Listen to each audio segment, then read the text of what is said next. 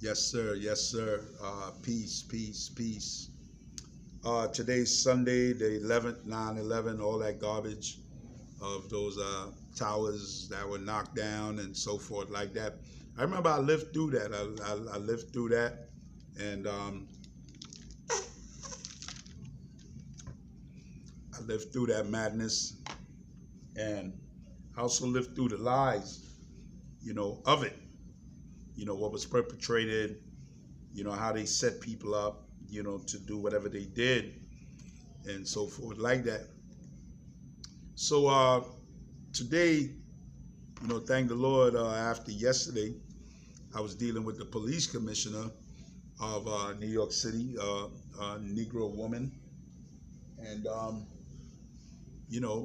that's a major change. A Negro woman is in charge of the biggest, like who would ever think of that, of the biggest law enforcement in the country. A sister, got to meet her and so forth like that, see her. Ain't nothing, just, you got a black mare and so forth like that. But like I said, man, things is moving, and I want to bring forth scriptures, okay? So we in the last days and times. How do we know we in the last days and times? Let's go in the book of Daniel. Let's go in the book of Daniel. And today's topic that I want to bring forth is actually a book called The Valley of the Dry Bones. Okay, so to understand that you're in the last days, you go to the book of Daniel, the 12th chapter and the 4th verse. And it says, "But thou, O Daniel, shut up the words and seal the book." So the Bible is sealed, okay? It's shut up. The Lord Christ shut it up through Daniel. It's spiritually sealed. He says, even to the time of the end. So we are in the time of the end because now it's open. Christ opened it when he went back up into heaven after the book of Acts, the 1st chapter and the 9th verse. The Lord Christ opened it up.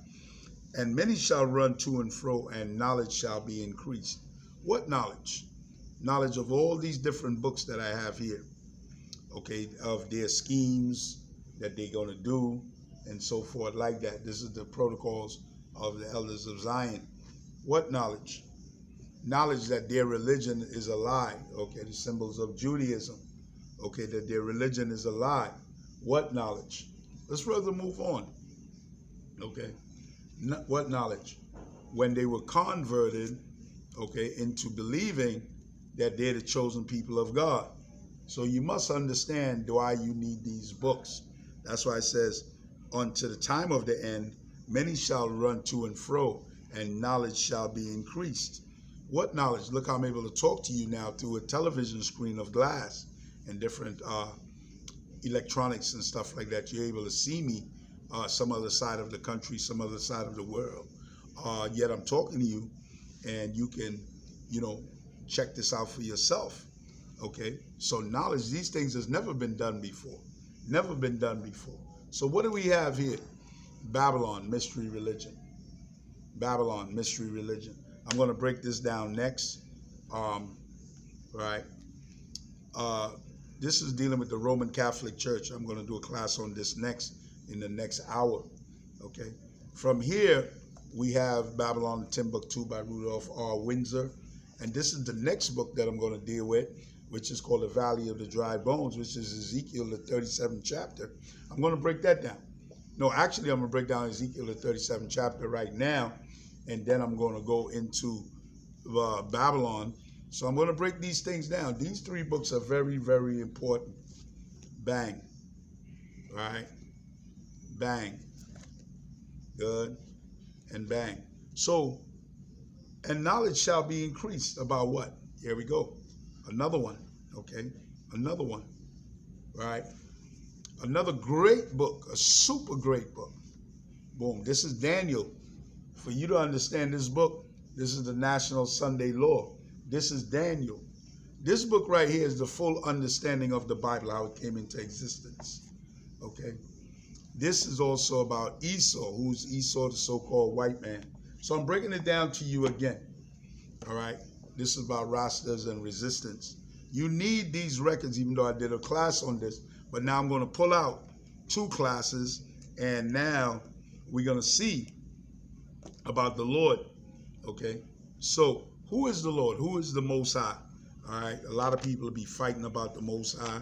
Let's go in the book of Exodus, the 2nd chapter. Exodus, the 3rd chapter. Who's the Most High that you should be believing in? Who's this being? Exodus, the 3rd chapter.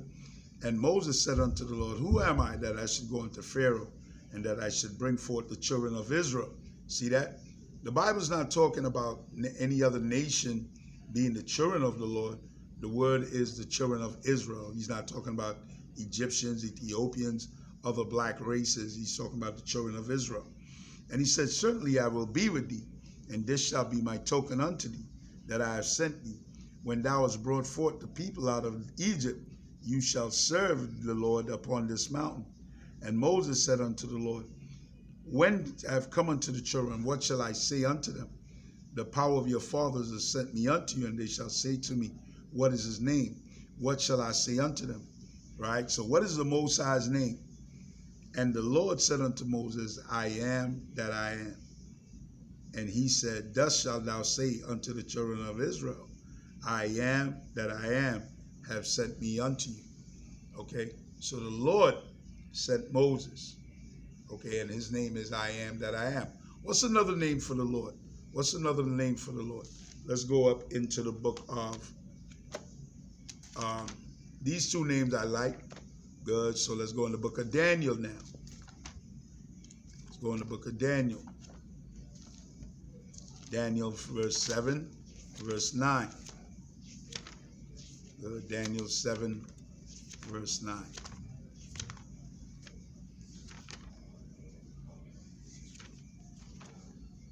Second name for the Lord that I like to use.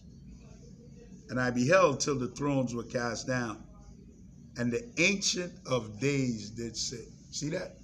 The Ancient of Days did sit. So they're giving him a name and a title. Why Ancient of Days? Because he was before time. Ancient meaning the old, days meaning time. He created time. He was before time. Whose garment was white as snow. See, so you see my, I just washed this handkerchief, a couple of days ago. White. Okay, this is black. This is gray black. Okay, so now you're understanding colors. Okay, so he had on a full white garment, Daniel saw, and his head was like the pure wool. See that? Pure woolly hair. All right, pure woolly hair. And his throne was like the fiery flame, and his wheels is burning fire. See that? Wheels of burning fire. Energy was emanating from him. Energy was emanating from him, because he is energy. He is energy. So that's who we dealing with. We dealing with the Lord of energy. How do we know the Lord is energy? Let's go into the book of Hebrews, and then I'm going to give you one last one. And the Lord never gets tired. He doesn't go to sleep, okay? A lot of people is under this madness that the Lord rested. The Lord doesn't sleep. He doesn't go take a break. He doesn't go hang out, okay? Hebrews 12, verse 29. For our God is a consuming fire. See that? Fire is what? Energy. He's a consuming fire. Fire is what? Energy, okay? That's who the Lord is. He's a consuming fire, energy. So how do we know that he doesn't take a break, he doesn't get rest, he doesn't get tired? Okay, so I'm giving you verses so you can look at them yourself. Okay, this is who we're dealing with first. We're dealing with our power. Okay, let's go in the book of Isaiah now. Let's go in the book of Isaiah, the 30th chapter. So it's going to tell you. Isaiah 40.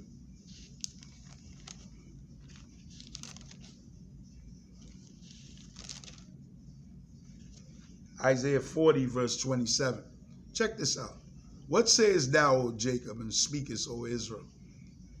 My way is hid from the Lord. A lot of black people who are Israelites seriously think that the things that they say and do is hid from the Lord.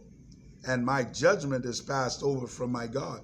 You think that you're not going to be judged for the things that you say and have done in this time span upon the earth. Okay? You really think that? Has thou not known? Have you not heard? Look what Isaiah is about to tell you now.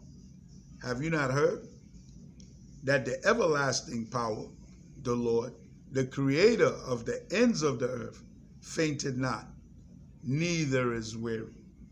There is no searching of his understanding. See that? So he don't faint. So if he don't faint, he don't get tired, and neither does he get weary. So he is everything. Okay? So now, his name shall be one in the last day. A lot of people got all types of names for him. You know, we're going to clear that up. Good. Let's go into the book of Zephaniah and Zechariah so that you can see this once again. These things you have to go over and over in your mind. Over and over in your mind. So let's go in the book of Zephaniah. Good. And then we're going to get into this doctrine. Let's get in the book of Zephaniah.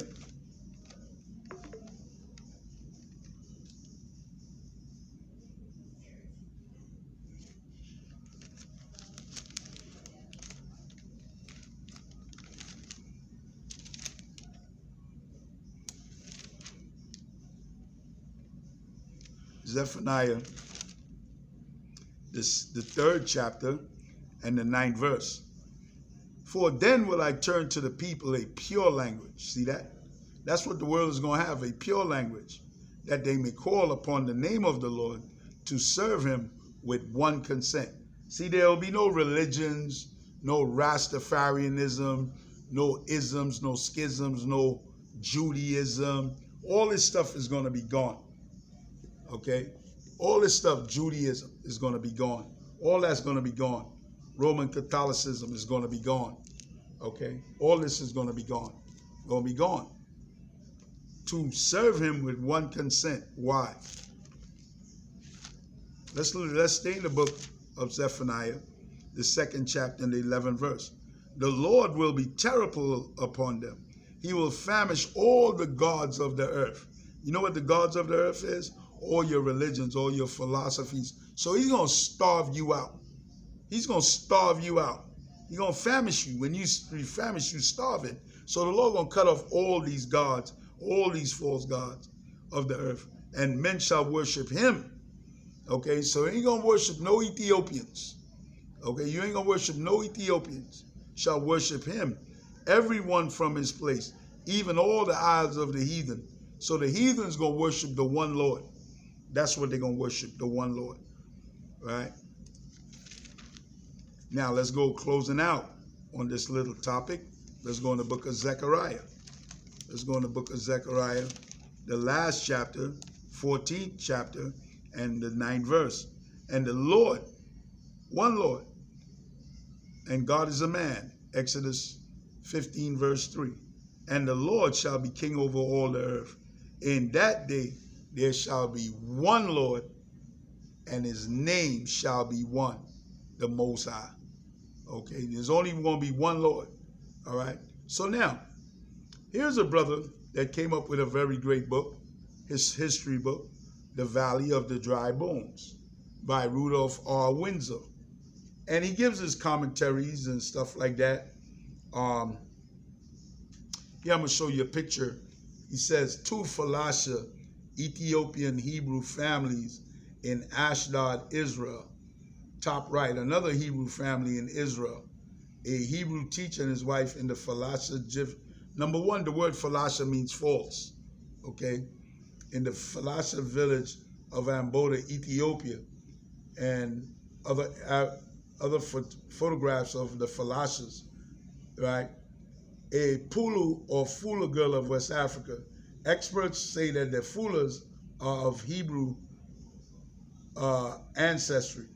Some Hebrew Israelites from Angola, West Africa, wrote about Israelites from Angola in his book. Now, what are we dealing with? We're dealing with the Valley of the Dry Bones, okay? What are we dealing with? The Valley of the Dry Bones. Where's the Valley of the Dry Bones found? In Ezekiel, the 37th chapter. Ezekiel is the Israelite All the prophets of the Bible were Israelites. Okay, so showing you that you need books. This historian is giving his point of view, Rudolph R. Windsor, right? The Curse of Leprosy, the Bible, an African book. It's a lie. It's not an African book. It's an Israelite book. The word Africa came from Leo Scipios Africanus. Okay.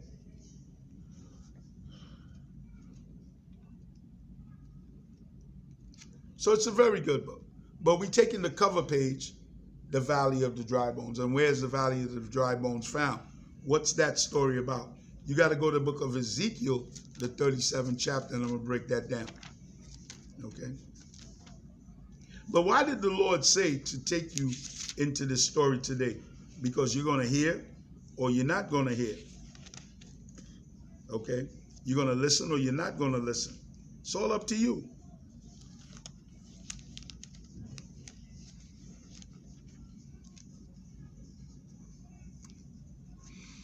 There's two marks. There's two marks in the Bible.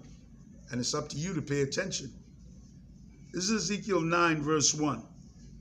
And he cried out in mine ears with a loud voice, saying, cause them that have the charge over the city to draw near, even every man with his destroying weapon in his hand.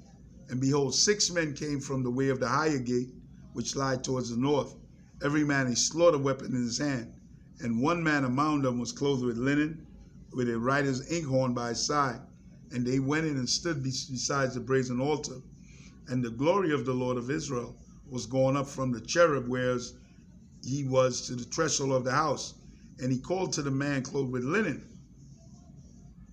What?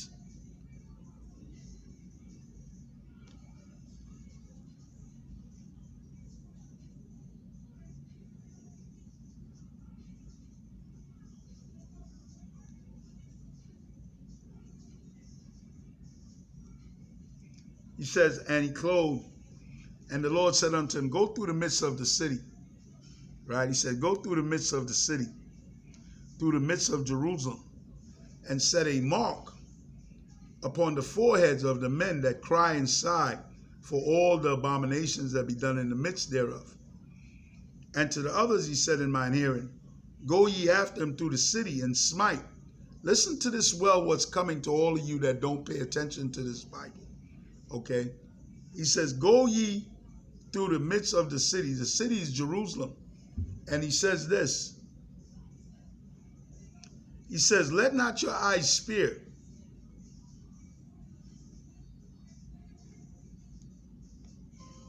He says, let not your eyes spear. Okay? Neither have ye pity. Now, he's talking about Israelites that's going to be going through. Why?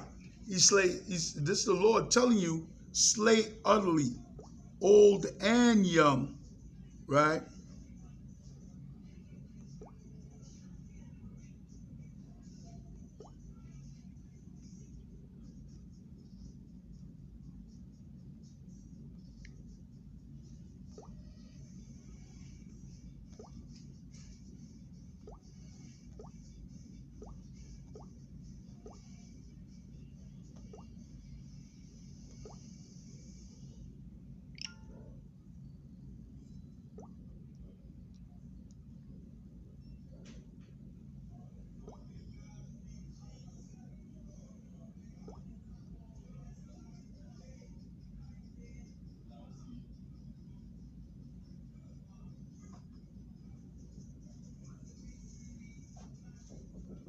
Nobody's in there.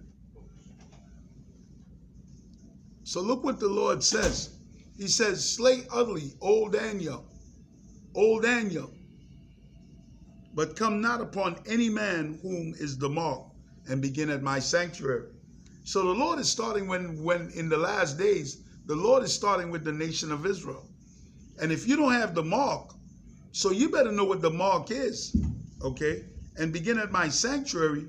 Then they began at the ancient men, so all the elders, you know, the men you hang out with that's old, which were before the house, and you think everything is good, you hanging with your elderly men. If the ancient men don't have the mark in their foreheads, you're going to be in trouble, and then they come into you. So you better know what the mark is. Okay? See, so the Lord is not playing with y'all. Y'all playing games, man. Y'all playing games. The Lord is not playing with y'all. Okay? See, Ezekiel 9, verse 6. He says, slay utterly, old and young. Both maids. Look, he gonna kill kids. Maids, young girls, little children, and women. He gonna kill your women. Okay, so you're only playing with yourself with your false philosophies. Okay, your false philosophies. Let's get up more into Ezekiel. Let's go to Ezekiel, the 37th chapter. Let's see. All right, let's get Ezekiel, the 37th chapter.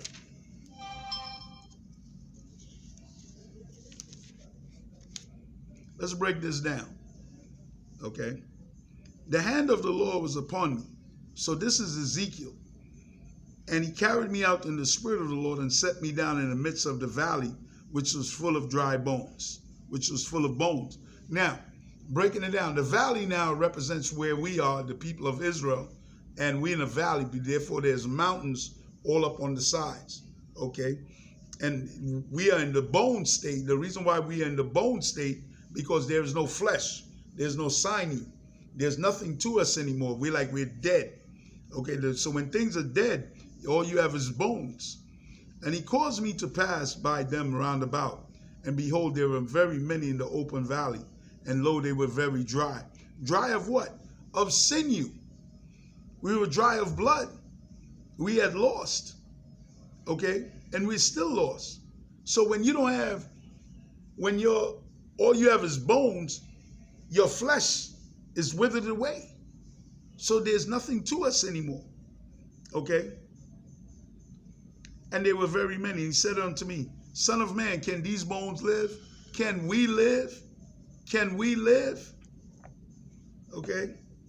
So I don't have a picture of who he's talking about, but he says, can we live? And Ezekiel said, oh Lord, thou knowest. How you gonna ask him? The Lord's like, Ezekiel's like, how you gonna ask me? I don't know, you know. And again he said unto me, prophesy unto these bones. So the bones is us. These are not the bones that he's talking about in Ezekiel, the 37th chapter. These are not the people of the Lord, okay? These are not the people of the Lord.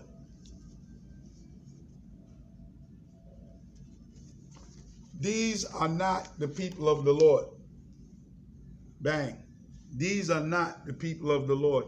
That's why he said, can these bones live? Okay. So these more here, using this book, hopefully has some great pictures.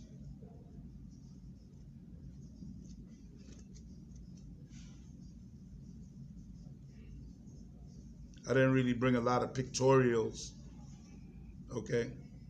So I'll use this picture here. This picture is Paul Bogle, raise the cry, cleave to the black. See that? That's who he's talking about, can these bones live? These are the remnants of the people of the Lord that now control Jamaica, Trinidad, all the different islands and so forth like that. That's who the Lord is talking about. Can we rise back up now to be a great people? See that? So we're going into Ezekiel, the 37th chapter of the book. All right, Rudolph R. Windsor, the Valley of the Dry Bones. Okay, breaking it down for you. Again he said unto me, prophesy unto these bones. And he said, O ye dry bones, hear the word of the Lord. Thus saith the Lord power unto these bones. Behold, I will cause breath to enter into you, and ye shall live. So when somebody's dying, you got to give them what is called a resuscitation. So you got to give them a blood transfusion. Christ is the blood transfusion that's going to give you the breath of life. Christ is the breath of life. Okay, how do we know that? Let's go up. Let's go up now. Let's go up into the book of Matthew now and see what Christ said. Because when you're dying, you need blood. You need a blood transfusion. Right? Matthew 26, verse 26. And when they were eating, the Savior took bread and blessed it and brake it and gave it to the disciples and said, "Take, eat, this is my body." And he took the cup and gave thanks and gave it to them and said, "Drink ye all of it, for this is my blood of the New Testament." What do they need? Blood, because they are bones. They are dead. They have lost their blood. We have lost our blood. "This is my blood of the New Testament, which is shed for the remission of sins." See that? So Christ's blood is going to give us life. "And I shall breathe into you, and you shall live. And I will lay sinews on you." So the sinews now is we beginning to understand the word of the Lord. "And I will lay sinews upon you, and bring up flesh upon you, and cover you with skin." So now we're coming back. More and more people is reading the Bible and understanding or believing that they're Israelites, and now they're going north. They're going north into all kind of philosophies. But those are the sinews, and more people is beginning to see and understand what happened, why it has happened. "And I will lay sinews upon you, and I shall bring up flesh upon you, and cover you with skin, and put breath in you, and ye shall live, for ye shall know that I am the Lord." And so I prophesied as I was commanded, Ezekiel. "And as I prophesied, there came a noise, and behold, a shaking, and the bones came together, bone to his bone." So as we link up now, man, oh, you understand that? Oh, you understand that? See, the bones of the body is coming together now, little bit by little bit.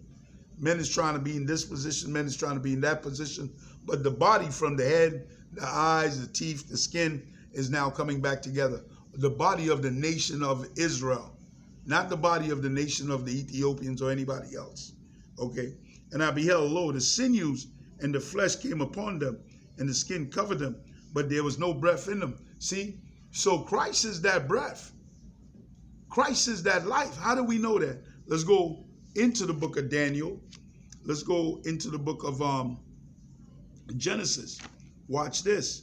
Let's go into the book of Genesis, the 49th chapter. Let's go into the book of Genesis, the 49th chapter. Genesis 49 and verse 8. "Judah, the black man that came here to America, he's the tribe of Judah. Thou art he whom thy brethren shall praise. Thy hand shall be in the neck of thine enemies." See that? So where the white man came, Judah had to come also. Okay? "Shall be in the neck of thine enemies. Thy father's children shall bow down before thee." Judah is a lion's whelp. "From the prey, my son, thou art gone up." Okay? "He stooped down. He couched as a lion, as an old lion. Who shall rouse him up? The scepter shall not depart from Judah, nor a lawgiver from between thy feet, until Shiloh come." Shiloh represents Christ. "And unto him, unto Christ, shall be the gathering of the people." See that? Let's go back to Ezekiel. "But there was no breath in them." So only when Christ come is there going to be breath in us. "And then he said unto me, Prophesy unto the wind. Prophesy, son of man, and say to the wind, Thus saith the Lord power, Come from the four winds, O breath, breathe upon these slain, that they may live." Okay? "So I prophesied as he commanded me, and the breath came into them." So the breath is the Bible. How do we know that? Let's go into John 6, verse 63. Let's go into the Gospel of John. Let's go into the Gospel of John. Let's go into the Gospel of John. "It is the spirit that quickeneth, the flesh profiteth nothing. The words that I speak unto you, they are spirit and they are life." See that? See that? So these cats here are nothing. These cats here are nothing, man. Nothing. They are spirit and they are life. Okay? The words of the Savior. right? Let's go back to Ezekiel 37. So I prophesied. Now, when we start to deal with Christ now, and we understand that Christ is the one that's going to save us, right? Our bones are dried up. Behold, are the whole, and then Ezekiel 37, verse 11. And he said unto me, Son of man, these bones are the whole house of Israel, not Ethiopians, bro. The valley of the dry bones is Israel, not Jehovah's Witness, not Methodist, not Seventh-day Adventist, not Roman Catholic. Those are a bunch of lies, okay? He said unto me, these bones are the whole house of Israel. Behold, they say, our bones are dried and our hope is lost, and we are cut off from our parts. So all these people are bringing all kinds of false philosophies and doctrines and religions saying Israel is cut off. Now, how do we know that that's false? Let's go up into what Paul said, okay? Let's go up into what Paul said. Let's go up in the New Testament, right? Let's go up into the New Testament. Let's go up in the book of Romans. Is Israel cut off? Is Israel cut off? Is all you lying religions out there, okay? Is Israel cut off? Let's go Romans 11. So everybody's into their religions and their philosophies and all that, you know. And I'm really tight because one cat was telling me about everything was Ethiopia. Look, Ethiopia ain't got nothing to do with the Bible, man. They just a dark-skinned race, brother. But let's prove Ethiopia and every other philosophy wrong, okay? This is Romans 11. Let's see, is Israel cut off and Ethiopians brought in? I say then, this is Paul, a black man of the tribe of Benjamin, of the nation of Israel. I say then, has the Lord cast away his people? Lord forbid. Wait. In Ezekiel, they said cut off. Cast away and cut off is the same thing.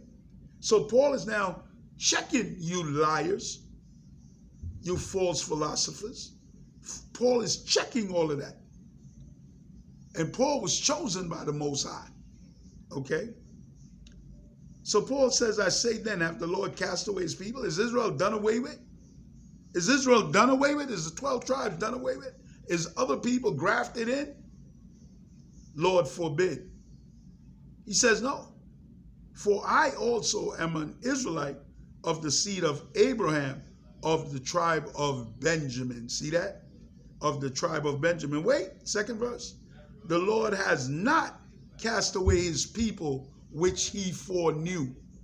So who is the people of the Lord? Not Ethiopians, Israel. So all you liars that are out here, you know, yesterday jumped on my bike and an elderly lady came around the corner. She was a Jehovah's Witness. And I know she was tight that she ran into me. And she trying to tell me about Jehovah's Witness and stuff like that. And by the time I finished in 5 minutes, she was tight. Why? The Lord has not cast away his people, which he foreknew. So here's a black woman pushing a white agenda to me. Talking to the wrong person. You can't talk to me about no agenda except the nation of Israel in the Bible concerning nations. What? Know ye not what the Elias said of the scripture? How he make an intercession to the Lord against Israel? Against Israel. So the Lord has not cast away the nation of Israel. So let's go back into Ezekiel. Let's break it down. Let's go to the book of Jeremiah 2, verse 13. Let's go to the book of Jeremiah 2, verse 13. Lord ain't never cast us away. Lord ain't never cast us away.